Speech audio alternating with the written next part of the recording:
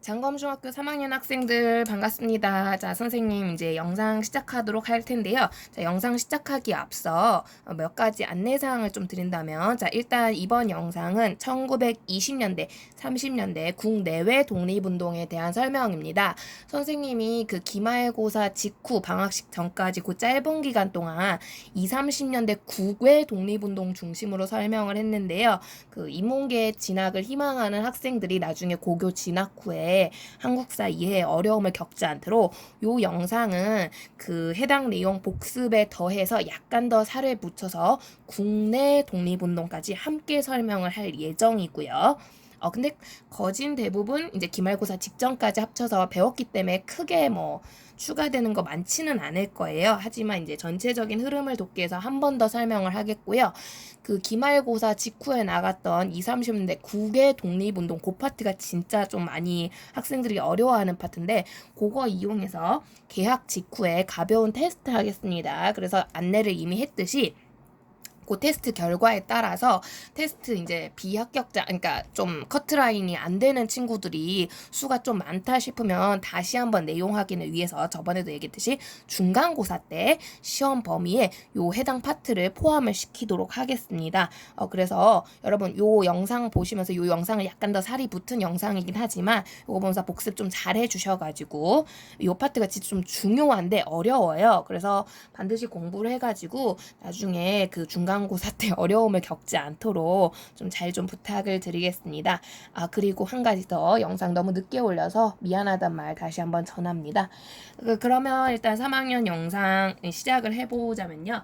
자, 여러분 그 2, 30년대 일단 제일 중요한 파트죠. 개학 직후 시험 범위이기도 한 국외 독립운동에 대해서 먼저 살펴볼 건데요. 자, 10년대까지는 이미 수업 시간에도 얘기했지만 우리 독립운동이 상당히 좀 하나된 그닥 다른 색깔이 별로 없는 좀 비슷한 계열, 그러니까 세력이 나눠져 있어도 운동 방식에 있어서는 큰 차이가 없는 비슷비슷한 운동들이 진행되었던 반면 20년대는 국내외 할 것 없이 일단 세력이 크게 두 세력으로 갈라집니다. 얘기도 했지만 이제 문화통치라든가 그 3.1운동에 대한 경험 그리고 러시아 혁명이라는 세계사적인 큰 그 영향에 따라서 우리 독립운동이 상당히 다변화되는데요. 자, 그 과정에서 독립운동 세력이 크게 민족주의와 사회주의라는 세력으로 나눠지게 되고요. 자, 그런데 이 민족주의와 사회주의가 각각 국내 지역과 국외 지역에서 20년대 독립운동을 본격적으로 시작함에 있어서 국내는 일단 거기는 확실한 일제의 식민지가 됐단 말이에요. 그렇죠? 우리 조선이 당시 식민지였기 때문에 일제의 간섭 견제가 굉장히 심합니다. 자, 그러다 보니 이 견제와 간섭을 피해서 민족주의와 사회주의가 각자 자신들이 원하는 바에 맞춰서 독립운동을 하려다 보니 굉장히 국내는 다양한 방식의 독립운동이 등장을 하게 되는데요. 그와는 다르게 국외 지역에서는 일단 확실하게 국내에 비해선 간섭의 정도가 작단 말이죠. 일제가 견제하는데 한계가 생겨요. 그러다 보니까 상대적으로 국외 지역에 있는 독립운동은 민족주의건 사회주의건 할 것 없이 가장 적극적이고 일제 견제에 가장 피해서 할 수 있는 가장 좋은 운동인 무장 독립투쟁을 취했다는 게 특징입니다. 그래서 비교적 국내에 비해서 국외는 방식이 간단한 거죠. 말 그대로 무기 들고 싸운 거예요. 전쟁을 하려고 했다라는 건데, 물론 그럼에도 모두가 다 함께 독립운동 무장 독립투쟁을 한 건 아니고 민족주의별로, 사회주의별로 그리고 민족주의 안에서도 자신들의 1910년대 출신 학교에 따라서 1910년대 출신 학교에 따라서 사회주의 세력 각각 나뉘어서서 독립군부대를 소규모로 이끌고 무장 독립투쟁을 하는 모습들을 보이게 됩니다. 자, 그러면서 1920년대 초반 주로 특히 무장 독립투쟁을 하려면 싸워야 되잖아요. 싸우려면 적하고 거리가 너무 멀지 않는 게 좋아요. 그러면서 우리 민족의 동향을 계속 살펴야 되기 때문에 많은 지역 중에서도 못난 지도를 한 번 더 그려봐야겠네요. 자, 특히 우리 조선 땅과 가장 가까운 지역에 위치했던 요 일대 만주, 간도 일대, 연해주까지 해서 요 일대에서 우리 독립운동 세력이 흩어져서 많은 소규모 독립군 부대를 구성하는 모습을 보이게 되고요. 특히 뭐 예전에 배웠던 신흥무관학교라든가 명동학교, 서전서숙 등등의 학교 출신들이 요 활동의 중심이 됩니다. 그래서 일단 본격적으로 20년대 국외 무장독립투쟁은 요 일대에서 많은 활약이 있었다라는 건데요. 특히 여기서 이들의 활약을 좀 더 가속화시켜준 주 단체 중에 하나가 예전에 기말고사 범위였던 의열단이라고 볼 수 있는 거죠. 의열단. 의롭고 열정 넘치는 사람들이 단체를 꾸려서 폭탄 테러, 암살 같은 활동을 통해서 이제 적극적인 저항을 띄었던 건데요. 자, 수업 시간에 배웠듯이 약산 김원봉 선생님을 중심으로 사회주의 단체인 거죠. 쉽게 얘기해서. 그래서 김원봉을 중심으로 만들어진 이 단체가 의열단이라고 할 수 있겠고요. 의열단 전에도 무장독립투쟁이 있었으나 특히 의열단 이후에 더 활발한 자극을 받은 거예요. 그 얘기했잖아요. 의열단의 가장 큰 의의 중에 하나, 항일에 대한 저항에 대한 관심을 높여줘요. 민족의식을 높여주거든요. 우리 민족도 할 수 있구나. 와, 쟤네 빠갤 수 있네. 부실 수 있네. 우리도 뭔가 적극적인 걸 할 수 있어. 열정을 불어넣어줬기 때문에 독립투쟁이 훨씬 더 적극화되는 모습을 보이게 됩니다. 그래서 많은 소규모 부대들이 이제 무장 독립투쟁을 하게 되는데요. 자, 근데 문제는 이 과정 중에서 아까도 했지만 대부분의 독립군 부대는 하나화됐다기보다는 소규모로 자기 출신 학교나 혹은 출신 이념 등등에 따라서 약간씩 나눠져 있는 모습을 보이게 돼요. 뭐 A그룹, B그룹, C그룹, D그룹, E그룹, 뭐 G그룹, Z그룹, 가그룹, 나그룹 엄청 많은 소규모 부대들이 침략을 하게 되는데 문제는 우리 군대에 비해서 우리 군대는 소규모고요. 무기도 한계가 있겠죠. 무기를 구할 수 있는데 그런 거에 비해서 일제 군사가 강력하거든요. 그러니까 여기를 치려면 일반적인 그냥 평범한 전쟁의 방식으로는 안 되는 거예요. 그러다 보니까 이때 우리 독립군 부대가 주로 썼던 방식이 지형을 활용한 게릴라 전술이라고 많이 얘기하죠. 소규모 기습 전투를 많이 펼치게 됩니다. 그래서 기습전 방식을 통해서 일제가 굉장히 약오를 쓰이는 그러한 전투 방식을 띠게 되고요. 그래서 뭐 지형이나 시간적 그러니까 남들 전투 안 할 것 같은 시간, 밥 먹는 시간, 뭐 잠자는 시간 요런 시간대 기습적으로 공격을 하게 되면서 일제가 굉장히 우리 독립군 부대에 대해서 열받게 되는 모습을 보입니다. 특히 독립군 부대는 과거 의병 활동 도중에 도망을 가서 계승된 사람들도 많기 때문에 기본적으로 일제가 굉장히 붙잡아야겠다. 처리해야 되는데 라고 생각하는 인물들이 굉장히 많았다는 거죠. 그런 점에서 일제는 가면 갈수록 이 소규모 독립군 부대들을 어떻게든 쓸어버려야겠다라는 생각을 하게 되는데요. 문제는 여기가 일제 영토가 아니죠. 만주 간도는 중국의 영토거든요. 그러다 보니까 일제가 대규모 군대를 보내는데 한계를 느끼게 되고요. 결국에는 그래도 뭐 소규모인데 금방 쓸어버릴 수 있겠지 해서 중국에 아마 협조를 구했던 걸로 기억을 해요. 그래서 소규모 군대 역시 일제도 그렇게 많은 군대를 안 보냈어요. 어느 정도껏 군대를 보내서 이 소규모 군대를 각계 전투로 쓸어버릴 계획을 세우게 되는데요. 자, 이 소식을 우리 독립군 부대가 접하고 저것들이 우리를 물러보내 하면서 연합을 해서 유인책 기습전을 통해 대규모 승리를 거두는 일이 발생을 하게 됩니다. 자, 그게 우리 독립군 대표적인 첫 전투 봉오동 전투라고 할 수가 있겠는데요. 이미 기습 전술들로 인해서 열받은 일제가 독립군을 공격하러 갔다가 우리 지도에 나타나죠. 아이고 이건 30년대였네.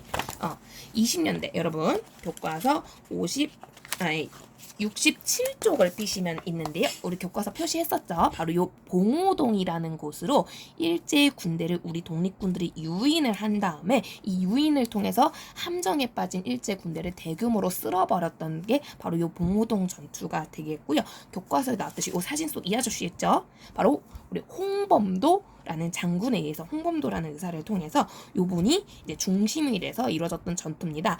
그래서 당시 이제 우리 독립군들 대부분 소규모이기 때문에 방심을 하고 있던 일제 군대가 홍범도를 비롯해서 이때는 소규모가 아니었어요.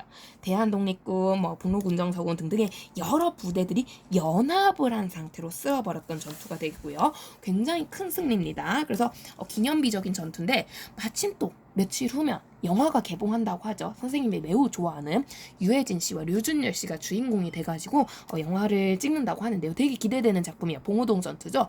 방학이니까 혹시 뭐 큰 어려움이 없는 친구는 시간이나 뭐 경제적으로 어려움이 없으면 한 번쯤 보는 것도 괜찮을 것 같아요. 선생님도 지금 안 본 상태에서 뭐라고 하긴 그렇지만 일단 예상되는 평가가 괜찮습니다. 그래서 선생님도 보러 갈 거거든요. 혹시 영화관에서 만나는 거 아닌가 모르겠네요. 그래서 어쨌든 봉오동 전투가 이때 벌어지게 되고요. 1920년대 6월 1920년 6월 굉장히 초창기죠. 이때 우리 독립군들이 큰 승리를 거두게 됩니다. 그 일제가 엄청 열받은 거예요. 아니 이거 소규모인 줄 알고 완전 쉽겠다 금방 쓸어버리겠다 해서 쳐들어갔는데 오히려 역으로 역풍을 맞았거든요. 일제의 그런 명예 이런 자존심이 어떻게 되는 겁니까? 그죠? 한 줌도 안 되는 독립군에게 이렇게 허무하게 우리가 질 수 있다니 열받았던 일제가 이번에는 대규모 군대를 조직해서 이동을 하게 돼요. 자, 그러면서 이 봉오동 전투로 봉오동에 이제 머물고 있던 이 연합부대들을 쓸어버려야겠구나 일제가 결심을 하게 되는데요.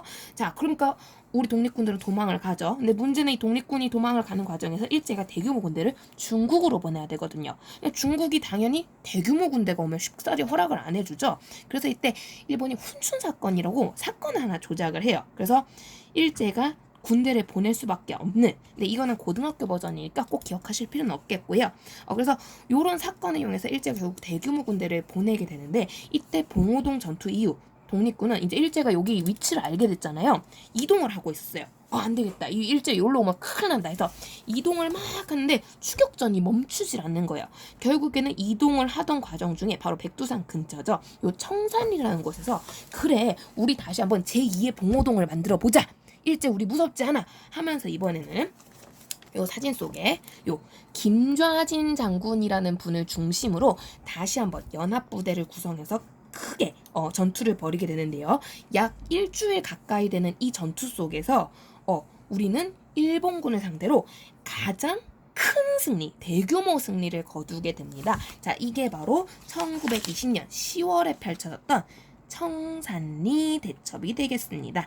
그래서 청산리 대첩, 약 봉오동 전투가 있었던 4개월 후 1920년 10월에 진짜 제대로 잠도 못 자고 밥도 못 먹고 일주일 가까운 전투 속에서 무려 330대 3,300이라는 엄청난 결과 차이를 가져왔던 승리입니다. 특히 청산리 대첩은 기적의 전투라고 밖에 말을 할 수가 없는 게 우리나라 그때 독립군이 인원이 정말 얼마 안 됐거든요. 한 5천이었던가 2천이었던가 아무튼 몇천 단위였는데 일제는 거기에 대해서 5만 명의 군사를 보내요. 이게 거의 10배 넘는 차이의 그 군대 규모였는데 그럼에도 불구하고 우리가 잘 썼던 게릴라 주술, 기습전, 유인책 이런 것들을 이용해서 청산리 대첩이 엄청난 승리를 거두게 된 거고요.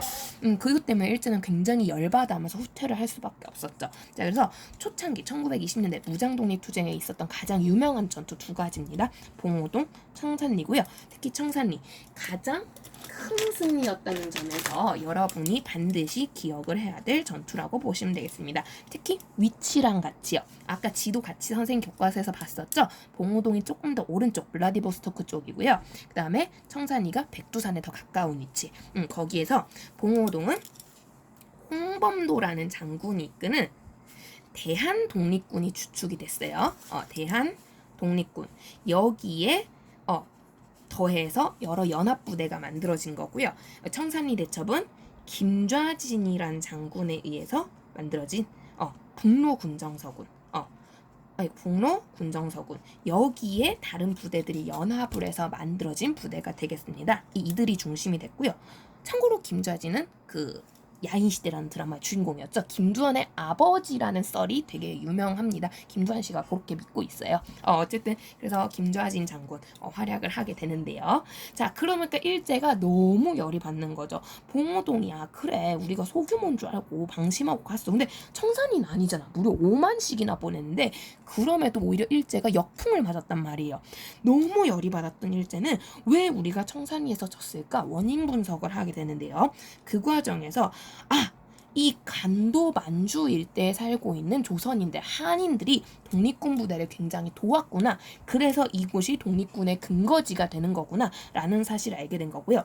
독립군의 근거지를 쓸어버리는 과정에서 일종의 복수전의 성격으로서 지들을 여긴 건드리면 죽잖아요. 졌잖아요. 그러니까 여기 멀쩡한 민간인들, 한인들을 학살하는 아주 끔찍한 일이 벌어지게 됩니다. 바로 이 간도 일대에서요.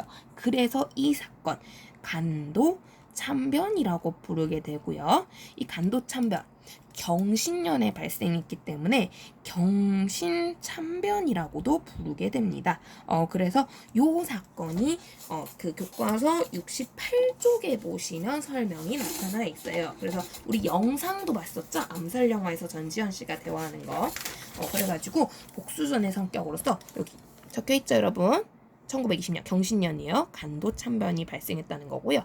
간도 지역의 한인 마을을 불사르고 우리 동포들을 무차별적으로 살해하는 끔찍한 일이 발생을 하게 됩니다. 참고로 교과서 보시면 여기에 그 선교사 한 분이 우연히 이 사건을 보게 돼요. 그래서 이 사건의 목격자에 대한 인터뷰라든가 이런 것들에 대해서 관련된 기록이 남아 있는데요. 이거 한번 읽어보시면 좋을 것 같아요. 그래서 굉장히 끔찍한 일이 이때 벌어졌구나라는 걸 알 수 있고요. 결국에 이 간도 일대가 우리 독립군의 주 무대였는데 여기를 일제가 쓸어버렸잖아요. 간도에 살고 있는 한인들이 너무 무서우니까 독립군은 돕지를 못해요. 심지어 이 상황에서 바로 요 독립군들을 도와주고 지원해주고 지휘를 해주던 상해에 있던 아주 유명한 기구 임정도 이때 드디어 침체기로 넘어가기 시작합니다. 그러니까 그 1923년이 국민대표회의, 임정이 어떻게 될지 회의하는 기간이었죠. 그러니까 임정이 나름 도와주는 것도 있었는데 그때 임정도 슬슬 어려움에 빠지기 시작해요. 우리 수업 시간에 배웠던 그 연통제가 발각이 된다거나 이제 외교론의 한계를 느낀다든가 이런 부분 때문에 임정도 점점점 세력이 약화되는 과정입니다. 그러다 보니 더 이상 이 독립군들이 간도에서 활동하기가 어려워지게 되고요. 어쩌지 이제 어려움에 빠지게 되는데 이때 옆 동네 러시아에서 도움의 손길이 내밀어집니다. 러시아가 당시 러시아 혁명이 일어나고 있었던 시기거든요. 그래서 이 러시아 혁명 과정에서 러시아 혁명 자체가 뭡니까? 사회주의를 퍼뜨려야 되거든요. 사회주의 확산해야 되는데 자 우리 수업 시간 때 뭐였지? 사회주의는 일종의 경제적으로 부유한 자, 강자에 비해서는 약소계층들이 훨씬 더 좋아할 수 있는 이념이었어요. 그러다 보니까 이제 이 사회주의를 퍼뜨리기에 가장 좋은 대상 중에 하나가 바로 요 식민지 군대들이 되는 거, 식민지 세력들이 되는 거고요. 그래서 러시아에서 혁명 세력들이 사회주의도 퍼뜨릴 겸 겸사겸사해서 내가 너희를 도와줄게 나서게 된 거고요. 결국 이 흩어져 있던 독립군들이 연합을 해서 일부 세력들 이제 러시아로 이동을 하게 됩니다. 이때 이동을 할 때 연합의 주축이 됐던 사람이 서일이라는 사람이고요. 이 서일 장군을 중심으로 홍범도나 김저진 같은 사람들이 이제 뭉친 거예요. 다시 한번 대한 독립 군단 이라는 부대가 만들어져서 이들을 중심으로 러시아로 이동을 합니다. 이때 이동했던 러시아의 장소가 자유시라는 동네가 되겠고요. 그래서 이 자유시로 이동을 했는데 문제는 이 러시아가 아직 혁명이 안 끝났던 시기예요. 이 시기가. 그러니까 혁명 도중이거든요. 도중이다 보니까 러시아 내부도 갈등과 혼란이 많은 시기인데 그러니까 도와줄 처지가 아닌데 도와주겠다고 손을 내민 거예요. 그런 상황에서 이동한 후에도 얘네가 원래가 연합부대가 원래가 하나가 아니잖아요. 얘네도 내부가 세력이 다양하다는 거죠. 그런 것들이 여러 가지가 갈등과 혼란과 오해가 겹치게 되면서 이 자유시로 이동했던 독립군 부대가 러시아랑 다투는 일이 발생을 해요. 그러면서 근데 문제는 우리 독립군보다 확실히 러시아가 군사력이 강하거든요. 그래서 러시아 군대에 의해서 독립군이 체포되거나 죽음을 당하는 그런 끔찍한 일이 안타깝게도 발생하게 됐는데요. 그러니까 도움받으러 갔다가 난리가 난 거죠. 이 사건이 자유시의 참변이라고 부르게 되고요. 결국 이 자유시 참변으로 인해서 상당히 많은 독립군이 이제 다치거나 죽거나 감옥에 갇히거나 요런 일들이 발생을 하게 됩니다. 특히 이 사건으로 가장 유명했던 피해자가 바로 앞에서 봉오동 전투를 승리로 이끌었던 홍범도 장군이 되겠고요. 이 홍범도 장군 같은 경우는 이 자유시 참변 때 결국 이제 소련군에게 체포가 돼서 감옥에 갇히신 후에 감옥에서 결국에는 그 옥사라고 하죠. 감옥 안에서 사망을 하시는 이런 일이 발생을 하게 됩니다. 돌아가실 때까지 굉장히 안타까워 하셨다고 하죠. 자기가 이제 감옥에 갇혀 있어야 될 상황이 아닌데 그죠? 빨리 나가서 전투를 이끌고 군대를 조직을 해야 되는데 이 의병 활동까지 하셨던 분이었거든요. 이분이 내 기억이 맞다면. 그래서 옛날부터 굉장히 전투를 열심히 하시던 일제에 대한 저항 의식과 항일 의식이 강하셨던 분인데 감옥에 갇혀 계셨으니 얼마나 답답하고 쓸쓸하셨겠어요. 그죠? 그 안타까움이 지금도 요 일대에 가면은 유적지가 남아 있습니다. 그래서 참고로 이때 자유시 참변 이후에도 그 러시아 쪽으로 건너갔던 우리 동포들이 상당히 많은 그 아픔의 역사가 있어요. 이 동네는 자유시 참변 이외에도. 그래서 그 과정에서 이제 러시아 일대, 소련 일대로 흩어져서 살게 된 우리 동포 세력이 있는데요. 지금도 남아있죠. 고려인들이라고. 굉장히 마음 아픈 역사를 가지고 계신 분들이에요. 그래서 선생님이 이제 시험에 많이 안 나오는 범위고 해서 구체적으로 설명은 안 했지만 우리 교과서에도 여기 나와 있어요, 여러분. 여기저기 있죠. 국외 이주 동포들의 시련 해가지고 이제 만주로 건너간 동포들, 일본으로 건너간 동포들, 연해주로 건너간 동포들, 미국이요, 미주는 미국으로 건너간 동포들 어떤 일들이 있었는가 이런 부분에 대해서 이제 이야기가 있는데 특히 여기 연해주 보시면 여기 이제 자유시 참변 자유시 참변 이후에 이 지역에서 무슨 일이 생겼는가에 대한 설명이 간단하게 나와 있습니다. 한번 꼭 읽고 넘어가 주시면 좋지 않을까라는 생각이 듭니다. 그래서 어쨌든 결국 이 자유시 참변이 너무 잡담이 길었죠. 자유시 참변이 터지고 나서부터 우리 그 러시아 쪽에 이동을 했던 독립운동 세력은 더 이상 이곳에서 활동하기가 어려워지게 됩니다. 결국에 이제 살아남은 사람들, 감옥에 갇히지 않은 사람들은 다시 만주 간도 일대로 돌아오게 되고요.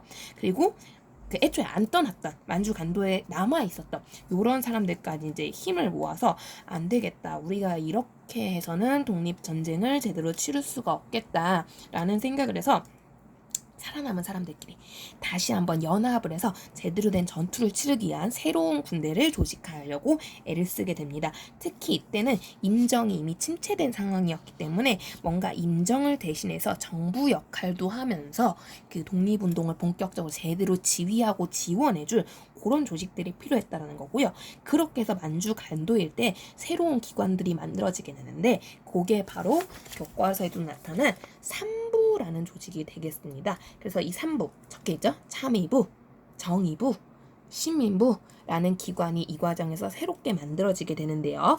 근데 문제는 참의부, 정의부, 시민부 몇 개죠? 3개거든요. 정부 역할하는 게 3개? 지휘자가 셋? 리더십이 흔들리겠죠?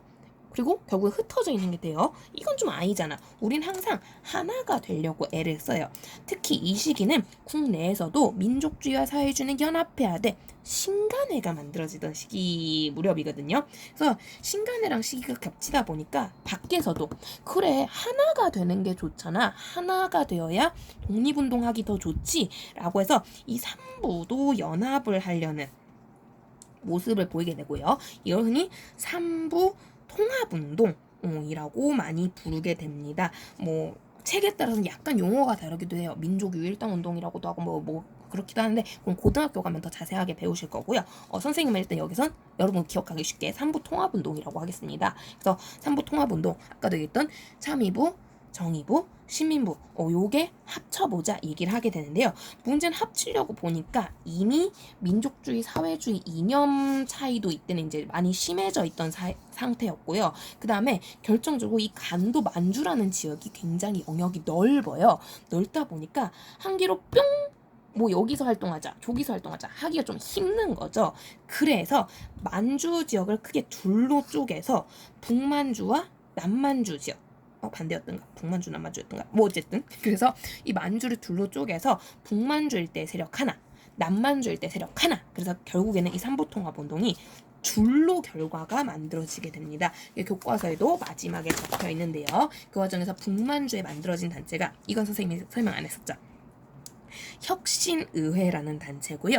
이 혁신의회 소속의 군대가 한국 독립군 그 다음에 남만주 일대 국민부라는 기관이 만들어지고요. 이 국민부 소속의 군대가 조선혁명군이 되겠습니다. 그래서 20년대 말에 크게 최종적으로 많은 전투와 참변을 거친 후에 최종적으로 한국독립군과 조선혁명군 세력으로 만주 간도 일대 지역의 대표 군대가 만들어지게 되는데요. 여러분 이거는 자유시 참변 이후에 나타난 군대이기 때문에 이때 이쪽 지역에 주로 남아있을 만한 세력, 살아남았을 세력은 민족주의 가능성이 높겠죠. 왜냐? 자유시참변으로 사회주의는 지금 러시아 갔다가 끼기깅 하고 있을 거 아니에요. 그쵸? 여러분 상식적으로 생각해봐요.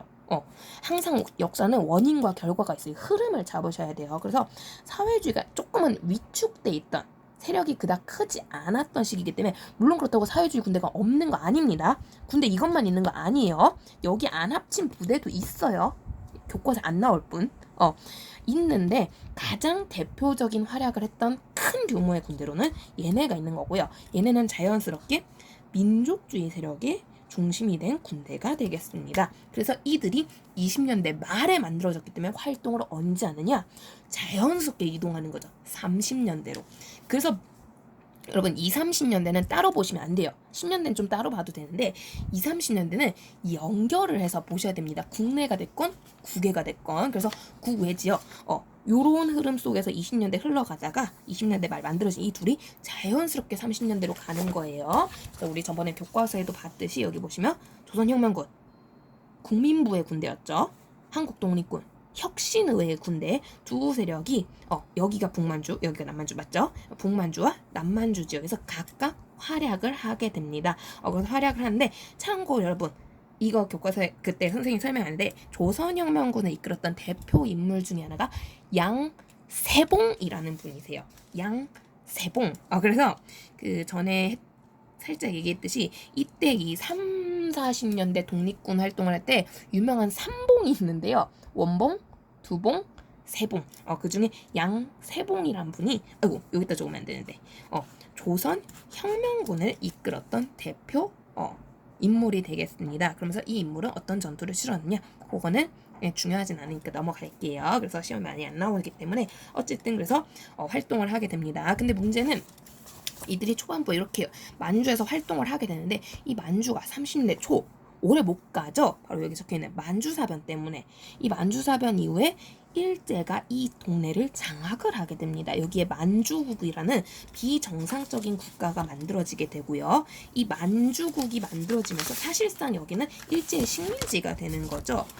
우리가 국외에서 만주국 만들어진 후에 우리가 국외에서 독립운동, 무장독립투쟁을 한 이유는 일제의 감시가 적어서인데 일제의 감시가 심해졌잖아요.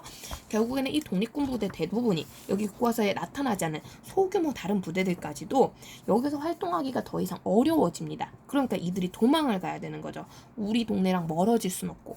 그래서 내부로 시도할게요.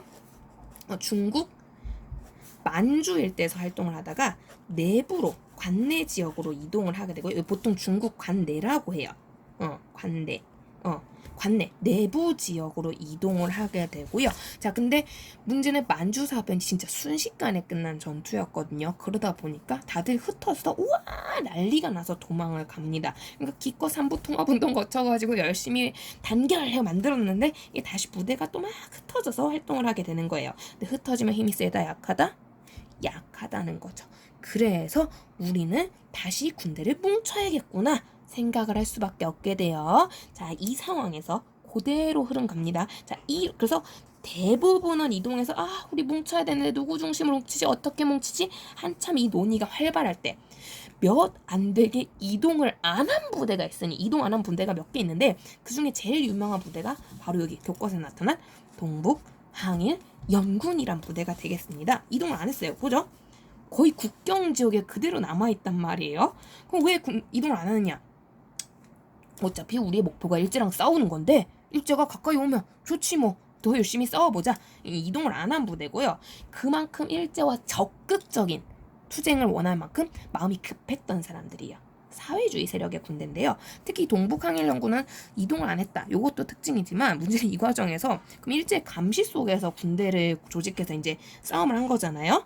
그러면은 일제 감시가 있으니까 싸우기가 힘들고 뭐 군대가 패배하거나 사라지거나 이게 좀 어떻게 보면 정상적이라고 볼 수 있는데 오히려 대규모 승리를 거둬요. 그 전투가 되게 유명한데요. 이름 외우기 쉬워요. 보천보 전투라고 불리게 돼요. 근데 하필 이 보천보 전투를 이끌었던 사람, 이 동북항일연군에서 이 보천보 전투 활약했던, 그러니까 봉오동 전투의 홍범도, 청산리 대첩의 김좌진 같은 역할을 한 사람이 대한민국 국민이라면 다 아는 사람, 김일성이었다는 거죠. 결국 여기에서 김일성이 이제 이름을 알리게 되면서 나중에 북한의 초대 수령이 되는 그런 일까지 발생하게 되는데요. 그러니까 이게 되게 좀 유명할 수밖에 없어요. 그래서 시험에도 종종 수능 같은 데도 나오다 보니까 알고 가시면 좋을 것 같아요. 그래서 참 안타깝죠. 좀 차라리 김원봉 같은 사람이 됐으면 좀 다른 결과가 미래에 펼쳐졌을지도 모르겠는데 이 야심이 많았던 이 김일성 역에서 이름을 날리게 됩니다. 좀 그런 부분이 있는데 어쨌든 그래서 동북 항일 영군 군대 이름이 조금 길긴 한데 보천보 전투 같이 해서 알아두시면 좋겠고요. 자, 그래서 얘네는 국경 지역에서 계속 전투를 벌이고 있었다. 동북 항일 영군 보시면 되겠어요. 하지만 대부분 부대는 어떻게 했다? 살아남아서 좀 더 효과적인 전투를 하기 위해 중국 관내 내부로 이동을 했다라는 거고요. 네, 흩어져 있습니다. 당연히 대부분의 세력은 민족주의와 사회주의로 흩어져 있게 되는데요. 자, 그러면서 일단 항상 똑같아요. 실은 민족주의와 사회주의는 이념을 내가 정확하게 뭐라 하기는 애매하지만 섞기가 굉장히 힘든 이념이에요. 둘은 원래 카테고리가 다른데 사회주의는 이제 경제적인 격차를 없애려는 이념이 되는 거고요. 그게 이제 주 목표라면 민족 말 그대로 우리 민족 자체가 목표인 거거든요. 그러니까 조금 개념이 달라요. 많이 달라요. 조금이 아니고 많이 달라요. 심하게 달라요. 그래서 둘이가 워낙 다른 이념이고 미래 사회에 대한 목표 지향점이 다르기 때문에 섞기가 굉장히 무지무지 심각하게 어렵습니다. 그래서 어렵다 보니까 둘이 바로 합체를 하기보다는 일단 우리 민족주의끼리 먼저 힘을 합치자. 사회주의끼리 먼저 힘을 합치자. 이런 식으로 많이 구상을 하게 돼요. 근데 여기에서 좀 예외가 되게 무슨 소리야. 민족도 결국에 목표는 민족의 독립이잖아. 사회주의도 우리가 원하는 경제적 평등 국가를 만들려면 일단 식민지에서 벗어나야 되거든. 수업 시간에 계속 얘기했지만. 그러니까 우리 사회주의도 어쨌든 가는 과정에서 독립이 목표가 될 수 있잖아. 같은데 왜 못 합쳐? 하면서 두 세력이 하나가 되기를 원했던 사람이 있어요. 이 사람이 바로 그러니까 유명한 거죠. 약산 김원봉입니다. 특히 김원봉은 이미 20년대 의열단 활동을 하게 되면서 여기에서 큰 한계점을 느꼈던 사람이거든요. 우리 배웠죠? 한계점.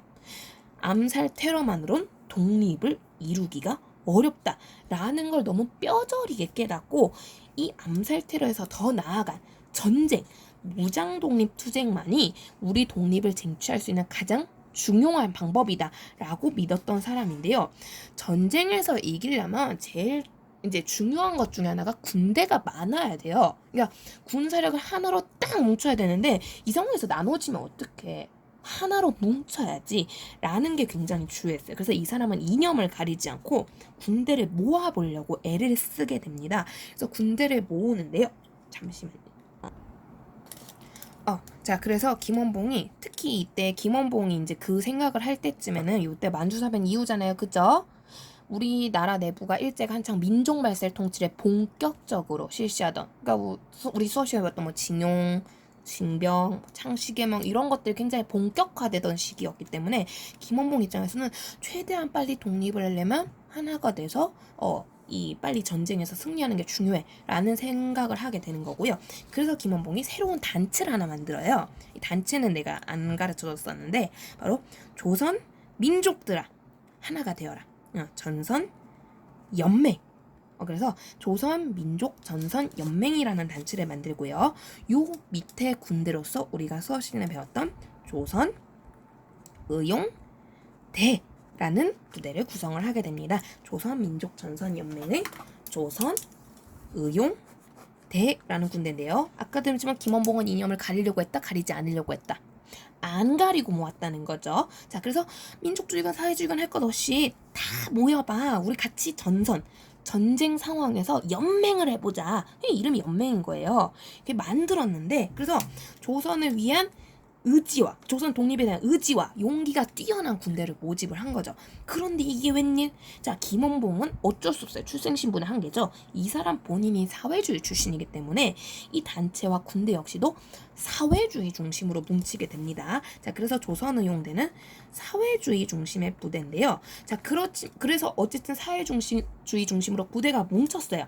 물론 예외는 있죠. 동북항일연군 같은 거는 안 온 거예요. 그러니까 여러분 얘 뭉쳤다고 해서 다 온 거 아니에요. 너무 그 하나로 막 그렇게 한 개로 막 묶으시면 안 돼요. 대부분이 모였다는 거지. 그래서 만드는데 뭉쳤다고 되느냐? 군대 많다고 전투를 할 수 있는 거 아니에요. 무기도 사야 되고 군화도 장만해야 되고 그런 거죠. 김원봉이 이제 어디선가 경제적인 지원을 받아야 되는데 원래 이런 지원하려고 이제 하려면 이제 우리 국민들이 뭐 돈을 모아준다든가 해야 되는데 힘든 상황이잖아요. 민족 말살 통치 시기니까.